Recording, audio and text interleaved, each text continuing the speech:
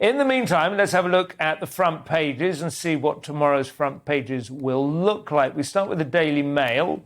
They have Tories triple tax cut boost, and we will be taking a little bit of a look at some of the purported government measures to ease the cost of living crisis, which is overwhelming us. There's also a picture there of Tom Cruise with his new girlfriend, I think, and what she is pretending to be her actual boots. They don't look real, do they?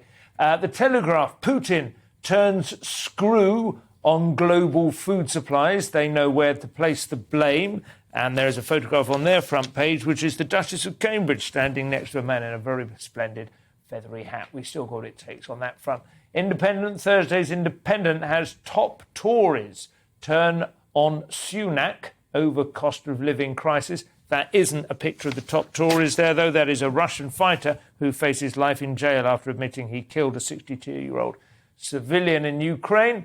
The Guardian has police chief warns of surge in crime as cost of living crisis fuels poverty. That is the story which we will be bumping up to number one. The FT have gone with Sunak warns of tough times ahead as inflation hits 40-year high of 9%. And there's a picture of Erdogan there, who is stalling NATO talks with the new Nordic members.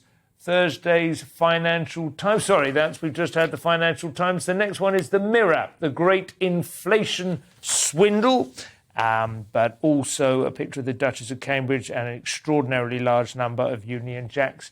The celebrations are being planned, of course, for the Jubilee weekend, which is coming up. The Times has hopes for a windfall tax blocked by number 10 team. Well, they seem to be dithering back and forth on that. And there is Kenneth Branagh, I think, on the front page there, representing Boris Johnson, or pretending to be him, or whatever the term is, in a new high-budget drama. We'll be taking a look at that later. The Sun has Vardys to flee the UK. That is, of course, the Wagatha Christie story, which has somehow unaccountably failed to make the front pages elsewhere. And Eva sparkles for Top Gun Tom. And the Thursday Metro has cost of living crisis. Inflation hits home, and that same picture of Kenneth Branagh and his cohort. I can't remember her name.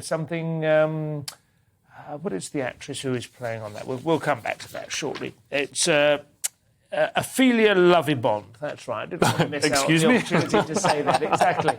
The Daily Star finally has weapons of mass destruction. No idea what that's about, and it's probably the last you'll hear of it this evening. Thank you for your attention so far. We will be going into the newspapers in some depth now.